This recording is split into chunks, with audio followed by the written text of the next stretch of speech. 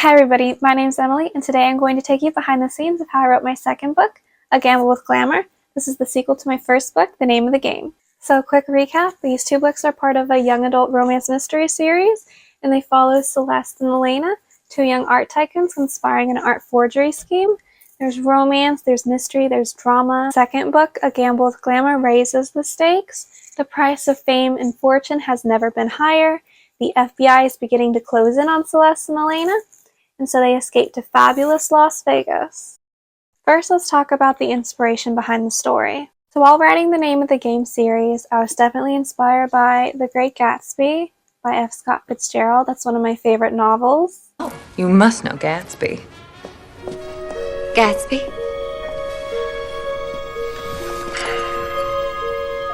What Gatsby? Gatsby obviously explores high society and how the glitz and glam isn't always so glamorous, and those are themes that are interwoven into the story as well. He contented himself with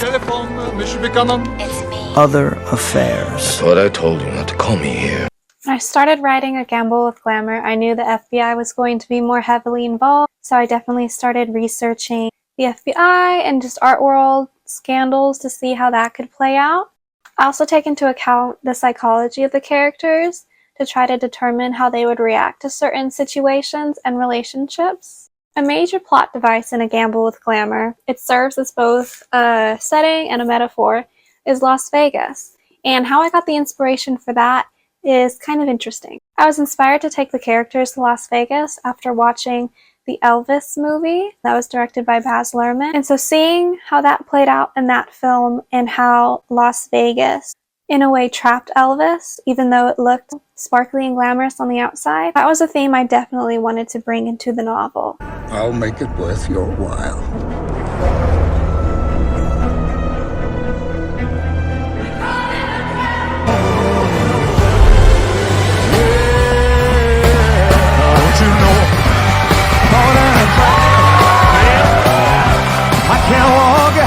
What is this? Well, that's what we owe the Colonel. We're broke. Daddy, I've been playing this mausoleum for 100 years. How could we be broke? Another source of inspiration for the novel deals with two of our main characters, Celeste and her fiancé Huxley. Throughout the novel, they have this will they, won't they tension, and there's some moments where their arguments kind of delve into something more.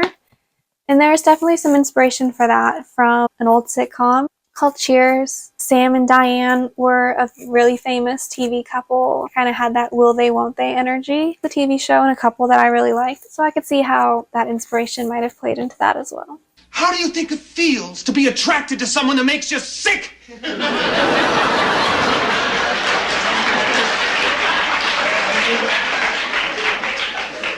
I could write a book on the subject. Now let's talk about the writing process. So the writing process was really different this time around. Since the first time I wrote The Name of the Game, this was my first book that I completed. So I was really just learning how to write a book. With A Gamble with Glamour, I knew the characters better and I knew the plot a little bit more as well. There were definitely some challenges that arose with writing a sequel for the first time. One of my major challenges with writing A Gamble with Glamour was early on just moving the manuscript forward. I would get stuck at points because I would go back and revise and edit earlier chapters. I've learned from that I shouldn't go back and edit and revise over and over again, because a lot of the times some of those early chapters or sections might get cut out. So now that I'm writing my third book, I'm trying to just keep on moving it forward and not go back and re-edit stuff, because I'll have time to edit it later. I just need to keep on moving it forward so I could get to the end, and then I could edit the whole thing. I'd also love to talk about some of my favorite moments to write in A Gamble with Glamour, and honestly, there are so many. I'm so proud of this book. There's so many themes and scenes in it that I just love. You know, I love the Vegas drama, film premiere at the end. The first chapter was one I really enjoyed writing. This is a very high emotional scene for Celeste and Huxley. Celeste is really grappling with this deep emotional cut during this chapter when she discovers that her fiancé Huxley might not be who he says he is. Here's a really emotional line from Celeste. The fire within her died, and Celeste said gravely, "I can't believe a word you say now. I feel as if I loved a ghost. No, it's worse than that. I've lived a man that never even existed. You're only a character I created in my imagination. No, he objected. I'm not a ghost. I'm not a character. I'm the man you fell in love with. And I love you. I would do anything for you. I would... Okay, spoiler alert. Arrest me, she said. You would arrest me. The second chapter is also really good because you meet one of the new characters, Harry Albright, and you also have this really intense scene between Elena and Liam.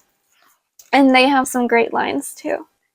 Leaning against her desk, wearing a cool smirk on his lips and a black suit on his lean frame was Liam Montgomery. He looked at her with intense longing, as if he'd been waiting for her arrival his whole life. His hands gripped the wooden desk tightly as she stepped inside the room, and he admired her appearance. If they desired great distance between the two of them, that would have been impossible considering the size of the small space.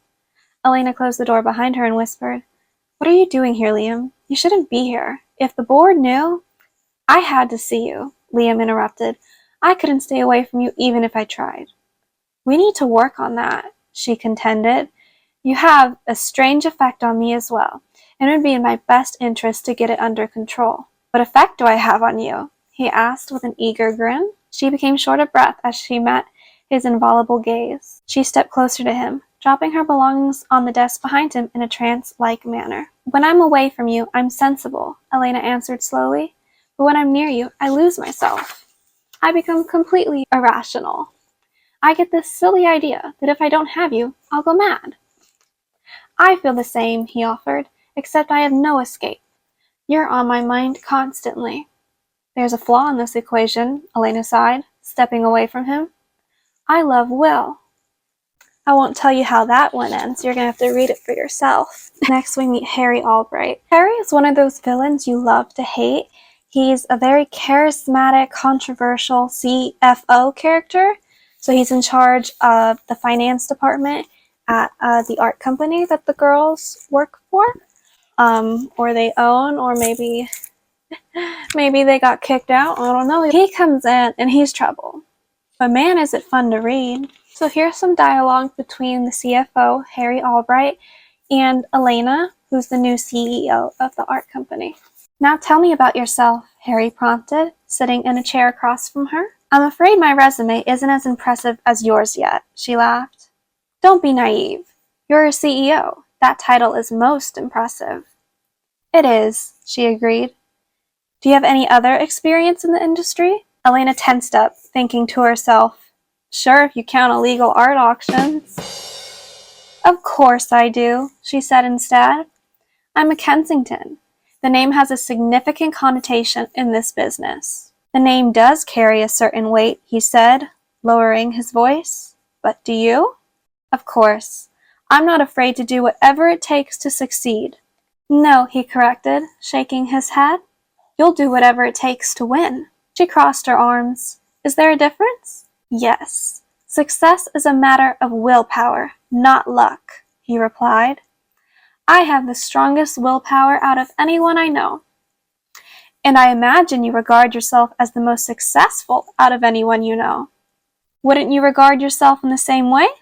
"Obviously," she smirked, flipping her hair over her shoulder. He chuckled, enjoying the back and forth. "She's as feisty as they said," he thought. "Luckily, I enjoy a good challenge."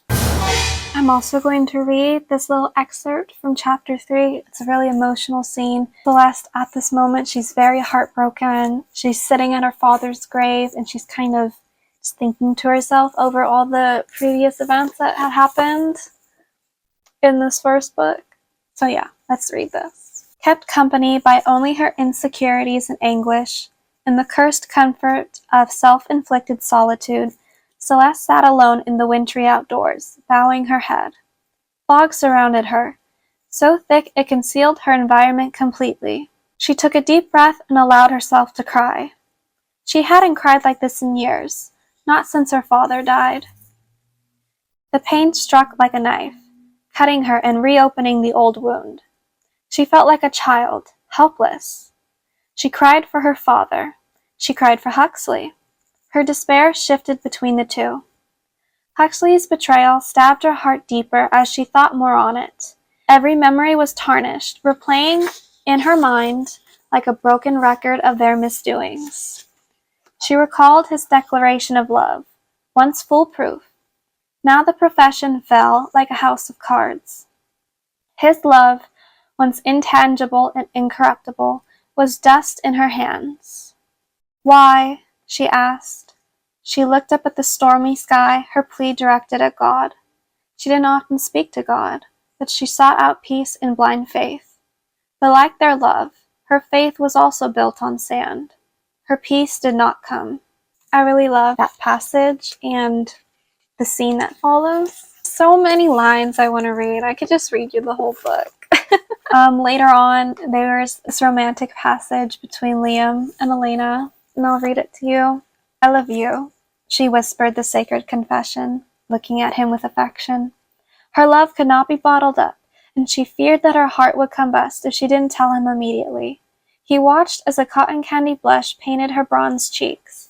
He cupped her face in his hands. He took a deep breath, closed his eyes, and confessed holy adoration. I love you, Elena. I love you more now than ever, and my love for you deepens every day. Soon I may not be able to contain it anymore. Could you imagine it?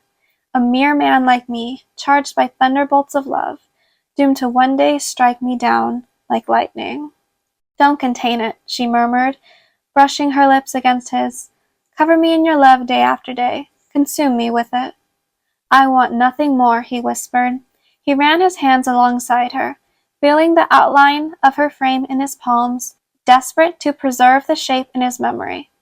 An alluring magnetism charged them both with electricity, the force pulling their bodies together until the border where either began was abolished, and space between them became myth of a bygone era.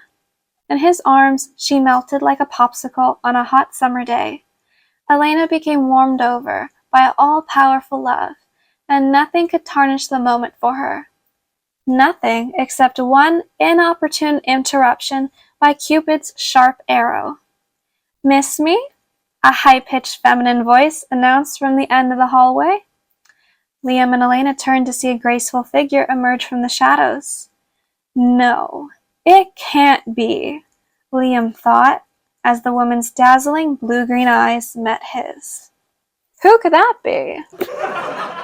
You're going to have to read to find out what happens next. Chapter 15 was a really great chapter to write. It's a very emotional, intense scene for Elena. Again, it delves into heartbreak and realizing that not everything is as it seems. She couldn't wrap her head around it. How could his heart be so fickle? After all, her love was not fleeting. It was a parasite that had infected her and never once yielded. She still loved him after his first betrayal. It was a sick feeling, loving what was wrong for her and losing autonomy of her own heart. It belonged to Liam, regardless of his choices. She even still loved him now.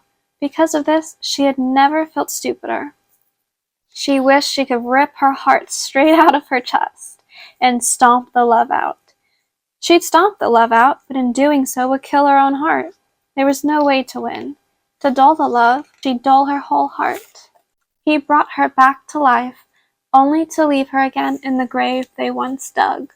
Finally, the last few chapters, these were so much fun to write. This is Liam's first film premiere. Then you have the after party that's hosted in Vegas by Harry Albright. Everything comes to light here at the end. It's a very big, dramatic moment. So much drama. It's so much fun to read. Very fast-paced. I loved writing that part. Now let's recap some lessons that I learned while writing my first sequel, which was also my second book. First, I learned to just keep moving the first draft forward. Don't go back and revise the early chapters over and over and over again. Otherwise, you're going to get stuck there. I also self-published my books, so I'm learning marketing as well. That is a puzzle that I am still trying to piece together. A lot of marketing is trial and error. Just don't give up and try different things. I think making connections with people, whether that be via social media or in the real world, those are some very effective ways to kind of build a reading audience. Also, if you are writing a sequel, it's good to know that You know, your characters, they're going to grow with you, get new life experience. As you grow, your characters are going to grow, and so will your reading audience. And now, what's next? Now I'm working on book 3 of the Name of the Game series, and let's just say the FBI is going to make some big moves. And Celeste and Elena are going to be in deeper trouble than ever before. Third book's going to be so fun. I'm doing so much research for it. There's so much that's going into it, so that's really exciting. I'm working on that right now, and I'll be working on preparing the book launch once, we're at that point. And of course, if you haven't read The Name of the Game or its sequel, A Gamble with Glamour yet, be sure to check those out. They're available on Amazon, Kindle, Barnes & Noble, and Apple Books. They come in hardcover, paperback, ebook. I'll link it in the description below. So if you want to see more behind the scenes author content or learn more about my books, you can check out my website, emilyshepard.com. Be sure to follow me on Instagram and TikTok. Those are both just at Emily Lynn Shepard. If you enjoyed this video, don't forget to like, comment, and subscribe. And yeah, thank you so much for watching. I hope you have a great day.